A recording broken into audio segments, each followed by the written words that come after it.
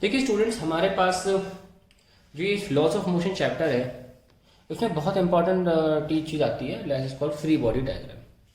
Free body diagram को मैं बिना फ्रिक्शन के भी स्टार्ट कर सकता था, लेकिन बिना फ्रिक्शन के उसमें बहुत कम हो जाती हैं संभावनाएं। ठीक है, तो इसलिए फ्री बॉडी डायग्राम मैंने तब स्टार्ट नहीं किया। तो मैंने आपको एफबीडी पढ़ाने से पहले मैंने आपको एंगल ऑफ फ्रिक्शन पढ़ाया, सॉरी फ्रिक्शन पढ़ाया और फ्रिक्शन के बारे में चीज़ें बताई।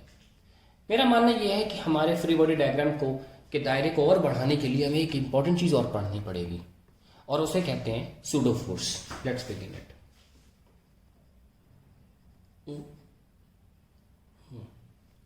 अब सूडो फोर्स कैसे समझना है हमें, लेट अस सी कैसे समझें। सपोज ये एक फ्लैट सरफेस है जमीन पे और इस पे एक देयर इज अ बॉय, उसका नाम मान लीजिए सोनू है। उस पर सोनू बैठा हुआ है और यहाँ पे एक ब्लॉक रखा है उस फ्लैट सरफेस पे। ठीक है, और हमने क्या किया, एक और व्यक्ति को यहाँ पे, एक और बंदे को, सपोज मोनू को नीचे खड़ा कर दिया। अब हम क्या कर रहे हैं, हम इस सरफेस, दो सरफेसेस के बीच में हम फ्रिक्शन को जीरो मान लेते हैं। फ्रिक्शन को जीरो मानने का मतलब कोएफिशिएंट ऑफ फ्रिक्शन को जीरो मान लिया, यानी कि स्लिपिंग इज अलाउड। इस सोनू और उसके जूतों, जो जूते पहना है उसके, और प्लैंक है, इस प्लैंक के बीच में हमने फ्रिक्शन जीरो नहीं माना। तो अगर ये हम मानते हैं कि अगर ये प्लैंक मूव करेगा तो सोनू जो है वो स्लिप नहीं करेगा, वो प्लैंक के साथ साथ जाएगा।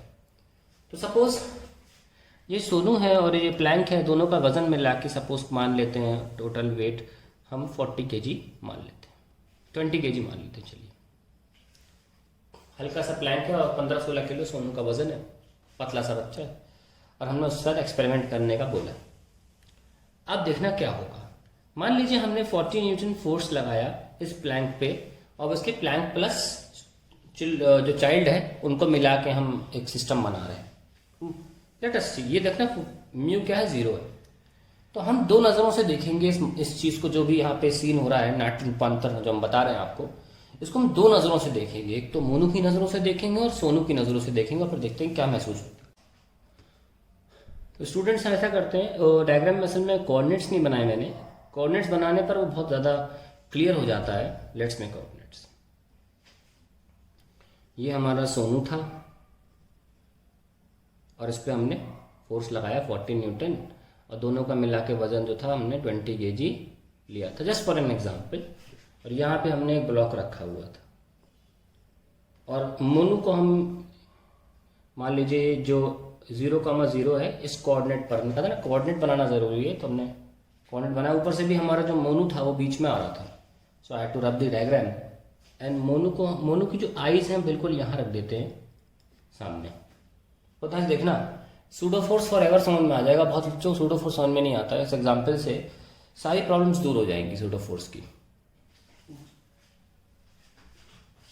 अब एक बात ध्यान रखिए, ये 0,0 जो मार्क्ड है ये प्लैंक पर मार्क्ड है। किस पर मार्क्ड है? प्लैंक पे, बक्से पर नहीं, बॉक्स पर मार्क नहीं है। अब हमने फोर्स लगाया तो थोड़ा आगे तो चला ही जाएगा ये, मान लीजिए मतलब काफ़ी लंबी लेंथ है, आगे जाएगा यहाँ पे, मान लो यहाँ पहुँच गए। तो इसके साथ साथ, इसके जाने के साथ साथ ये जो कोऑर्डिनेट है ये भी तो, क्योंकि हमने बोला प्लैंक पे एंग्रेव्ड है, ये यहाँ खिसक जाएगा, यस और नो। और ब्लॉक एक्चुअली में यहाँ पे उसका कोऑर्डिनेट अब कुछ और हो जाएगा, -2,0, यस और नो। मान लीजिए boy standing at 10,0 and boy still at 10,0। Sonu जो है वो तो मूव करा नहीं प्लैंक के साथ, क्योंकि उसके जूतों और प्लैंक के बीच में फ्रिक्शन जीरो नहीं था। अब आप मुझे बताइए, आप बिल्कुल इमेजिन करने की कोशिश करिए कि आप सड़क पे खड़े होकर, जमीन पे खड़े होकर जब इस तरीके के मोशन को देखेंगे वो क्या महसूस होगा। ये ब्लॉक पीछे गया कि प्लैंक आगे गया। तो स्टूडेंट्स देखिए, अब आप मुझे बताइए कि ये जो ऑब्जर्वर था मोनू की जो आई हमने बनाई है, इसको क्या महसूस होगा। ये बक्सा पीछे गया है कि ये प्लैंक आगे गया है। मेरे ख्याल से जितने भी स्टूडेंट्स यहाँ देख रहे हैं वो बहुत आसानी से बोल पा रहे होंगे कि प्लैंक आगे गया है, मोनू को ऐसा दिखेगा। उसकी बहुत बड़ी वजह ये है कि इस बक्से की पोजीशन चेंज नहीं हुई है, क्योंकि इनके बीच में फ्रिक्शन तो था नहीं, तो ये प्लैंक स्लिप हो गया, आगे निकल गया। ये बक्सा साथ साथ आगे नहीं गया प्लैंक के। आई के सामने ब्लॉक था, आई के सामने अब भी ब्लॉक है स्टिल। दैट मीन्स ये तो संभावना ही नहीं है कि इस आंख को ये बक्सा मूव करता दिखे, और क्लियरली देख सकते हैं कि 0,0 आगे चला गया। सो क्या देखता है ये observer? The observer on ground, जिसे हम बोल सकते हैं स्टेशनरी ऑब्जर्वर,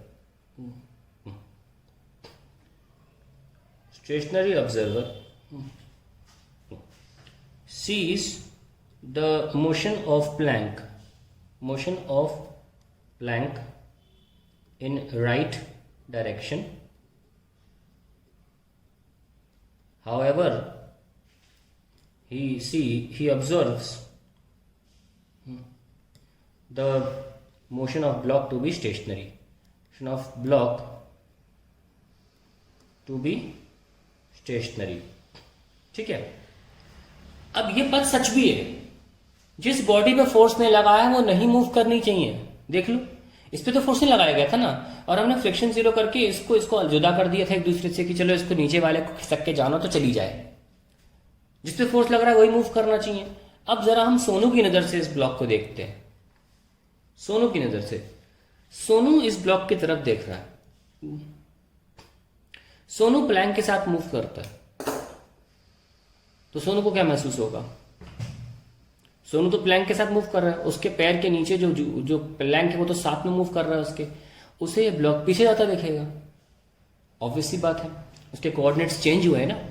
अगर आप सचमुच में टाइम निकालना चाहो इस सोनू के लिए, तो इसने तो 0 और 10 के बीच में, इनके बीच में कोई डिस्टेंस हुआ ट्रेवल्ड? नहीं हुआ।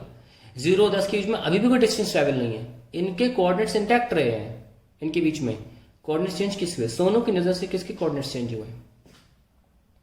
सिर्फ ब्लॉक के। तो इस सोनू को ये ब्लॉक पीछे आता देखिए। Sonu observes block moving backwards. ये बहुत सिंपल सा एक्सपेरिमेंट है। आप ट्रेन में बैठे हो, और आपने कई बार देखा होगा, जैसे ट्रेन चली, आपने मान लो अटैची ठीक से नहीं लगाई होगी तो अटैची पीछे चली जाती है। जिस डायरेक्शन में ट्रेन जा रही है उसके अपोजिट डायरेक्शन में अटैची पीछे चली जाती है। क्या बोलते हो आप? आप ये बोलते हो कि हम आगे चले गए, अटैची वही है। आपको ऐसा महसूस होता है? अगर किसी को ये थोड़ा सा इमेजिन करने में प्रॉब्लम है तो उसने ऑब्जर्वेशन कम की अपने आसपास। आपको सोचिए, आप ट्रेन में बैठे हैं, अपने सामान जस्ट रखा है, अटैची जो सीटों की जगह होती है वहां रह गई है, उसको आपने अपने पास नहीं रखा। जैसे ट्रेन चालू हुई, अटैची पीछे चली गई ट्रेन के अपोजिट दिशा में। आपके दिमाग क्या आपको सिग्नल देगा? ये सिग्नल देगा कि अटैची वही है, और आप दूर चले गए अटैची से।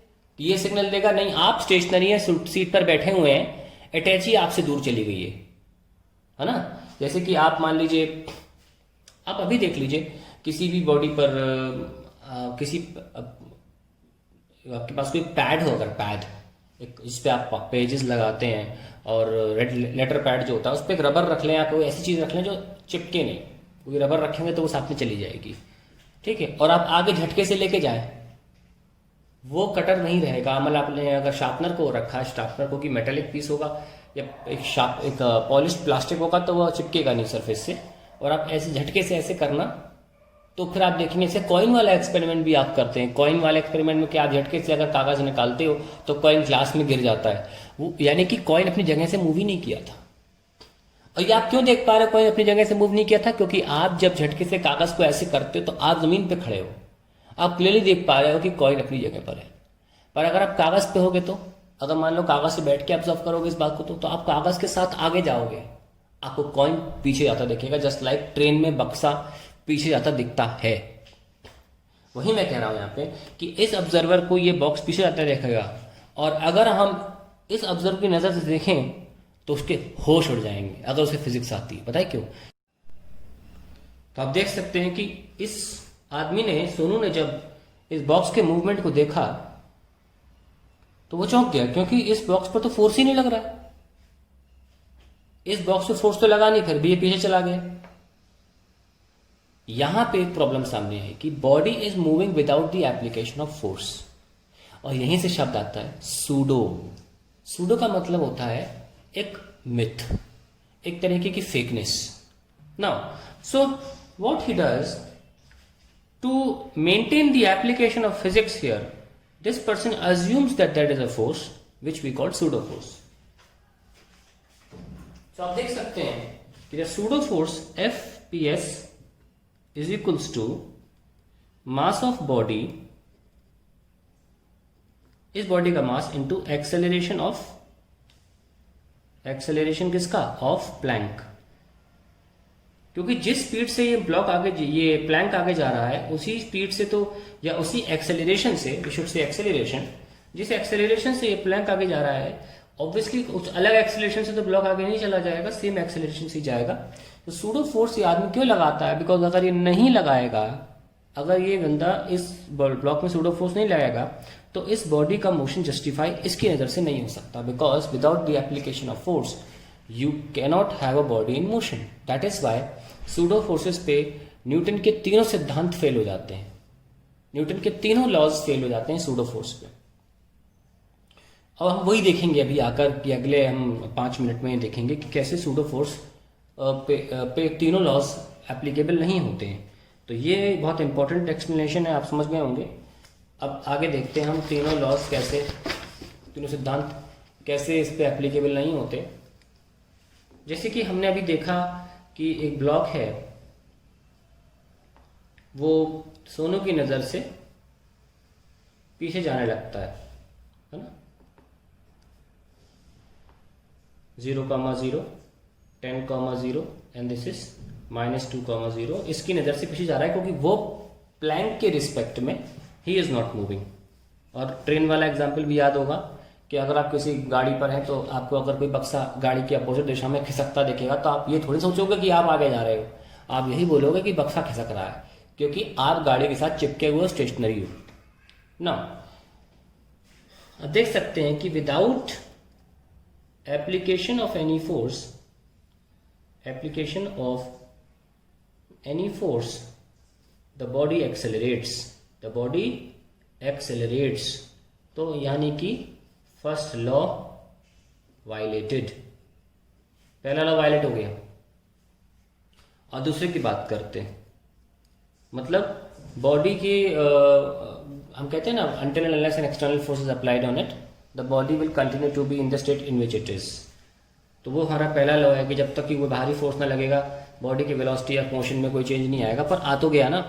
दूसरा F equals to ma, even though F equal to 0, ma is not 0, ठीक है। और तीसरा जो है वो है कि सूडो फोर्स, जो हमने सूडो फोर्स इधर लगाया, pseudo force does not have a reaction to it, a reaction force in pair acting with it, तो देखिए आप तीनों के तीनों लॉ इसमें वायलेट हो गए। फिर भी अगर आप चीज़ों को आसान करना चाहते हैं तो फिर आप क्या करते हो, आप इसको ज़बरदस्ती एक फोर्स देते हो, इसीलिए उसका नाम सूडो फोर्स कहा जाता है, ठीक है। आप एक लगाते हो और सूडो फोर्स की डेफिनेशन क्या हो जाती है, mass of body into acceleration of the frame. Now in frames का नाम रख लेते हैं। जो फ्रेम एक्सेलरेट कर रहा है, the frame which accelerates is called non inertial frame, non inertial frame. And the frame which does not accelerate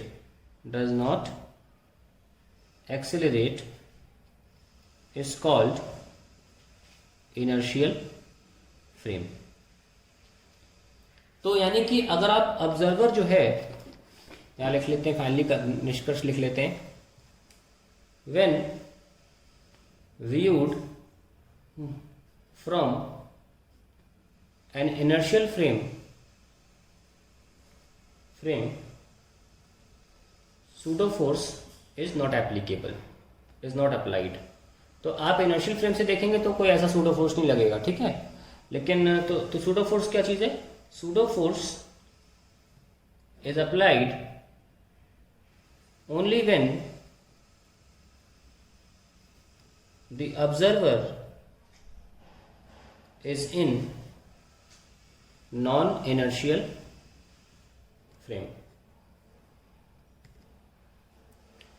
अब मैं आपको एक एग्जांपल और देता हूँ सूडो फोर्स के लिए। सपोज ये एक रोटेटिंग डिस्क है और यहाँ एक पोल लगा दिया है और पोल से मैंने एक रस्सी है उस पर एक ब्लॉक लगा दिया है और घुमाए जा रहा हूँ। यहाँ पे एक ऑब्जर्वर ग्राउंड पर है, वो इस मोशन को देखता है। देखना कैसे देखेगा? वही देखेगा कि यार ये रस्सी जो है कि अगर एक काट दी जाए तो ये ब्लॉक बाहर फेंक जाएगा। ये सर नो, वो कहेगा कि ब्लॉक अगर गोल गोल घूम रहा है तो सिर्फ रस्सी की वजह से घूम रहा है, और रस्सी में क्या होता है, कौन सा फोर्स होता है? Tension force. तो ये बंदा जो ग्राउंड पर है ये जस्टिफाई कैसे करता है? The tension in the rope provides centripetal force on this stone और मान लीजिए हमने अगले एक्सपेरिमेंट में, तो आप ध्यान रखिएगा कि इस आदमी ने कैसे इस मोशन को जस्टिफाई किया। उसने सोचा कि रस्सी ही है जिसकी वजह से स्टोन अपनी जगह पर इंटैक्ट है।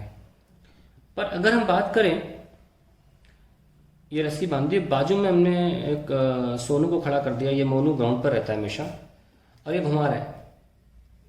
देखना मोनू कैसे जस्टिफाई करेगा, क्योंकि स्टोन मोनू के नर्व में रेस्ट पर है, क्योंकि मोनू भी उसी रिस्ट के साथ साथ घूम रहा है। तो साथ साथ घूमने की वजह से मोनू इस स्टोन को देखकर कहता है, अबे तू तो रस्सी से बंधा हुआ है, तो तू अंदर क्यों नहीं चला जाता? है ना? वो कह रहा है अगर तू तो रस्सी से बंधा है तो अंदर क्यों नहीं चला जाता? यानी कि तेरे, क्योंकि उसको पता है टेंशन नाम का एक फोर्स होता है, और टेंशन क्या है? अंदर की तरफ खींचेगा। तो वो कहता है कि तू रस्सी से बंधा हुआ है तो अंदर क्यों नहीं चला जाता? तो वो अपने आप को जस्टिफाई करने के लिए एक बात बोलता है कि ये स्टोन पर, चलो इधर तो टेंशन फोर्स है, पर ये अंदर क्यों नहीं जा रहा? क्योंकि कोई फोर्स होगा, सूडो फोर्स, जो इसको अंदर जाने से रोकेगा। क्या बोलते हैं उसको? सेंट्रीफ्यूगल। तो क्या अब यहां पे देखो कैसे हमने इसको जस्टिफाई किया मोशन को। Tension is equal to centripetal force mv square by r. हमको पता है सेंट्रीपिटल एक्सेलरेशन क्या होता है? v square by r, and I just multiplied by mass m. But this person, how he justifies the motion of the stone? He justifies the stone at rest. इसके लिए stone rest पर है, पर इसकी नजर में एक टेंशन फोर्स है। अब वो कह रहा है यार टेंशन अकेला फोर्स कैसे बैलेंस कर सकता है इस बॉडी को? एक और फोर्स होना चाहिए जो टेंशन के काउंटर में हो। तो उसने क्या किया? सूडो फोर्स जस्टिफाई करने के लिए, अपने स्टोन के रेस्ट में जस्टिफाई करने के लिए एक नया फोर्स उसने लगाया, और इस तरीके से हमने सूडो फोर्स यहाँ पे लगा के मोशन को जस्टिफाई किया। तो आप देख सकते हैं कि अगर हमारा इनर्शियल फ्रेम में अगर आदमी बैठता है तो वो कैसे इसी चीज़ को जस्टिफाई करता है, पर अगर नॉन इनर्शियल फ्रेम में है तो हम इस स्टोन को के मोशन को जस्टिफाई कैसे करते हैं। इसमें बॉडी इज लिटरली मूविंग, सच दिखता है यहाँ से सच दिख रहा है कि बॉडी मूव कर रही है, और सिर्फ रस्सी ही है जिसकी वजह से मूव कर रही है। इसमें इसकी नज़र से ये बॉडी मूव नहीं करती, पर फिर भी इस पर एक टेंशन लग रहा है। तो वो कहता है कि भाई टेंशन लग रहा है तो तू अंदर चली जा ना, बॉडी यहाँ पे रुकी हुई क्यों है? पर क्योंकि वो ऑब्जर्व करता है कि बॉडी रुकी हुई है, वो एक सूडो फोर्स राइट में लगाता है ताकि जस्टिफाई कर सके, बॉडी के ऊपर सारे फोर्सेस को बैलेंस लगा सके, ताकि बॉडी की रेस्ट पोजीशन जस्टिफाई हो सके। आई होप यहाँ पर आपको जाके सूडो फोर्स क्लियर हो गया होगा। इसके बाद हम जाके एफपीटी स्टार्ट कर सकते हैं।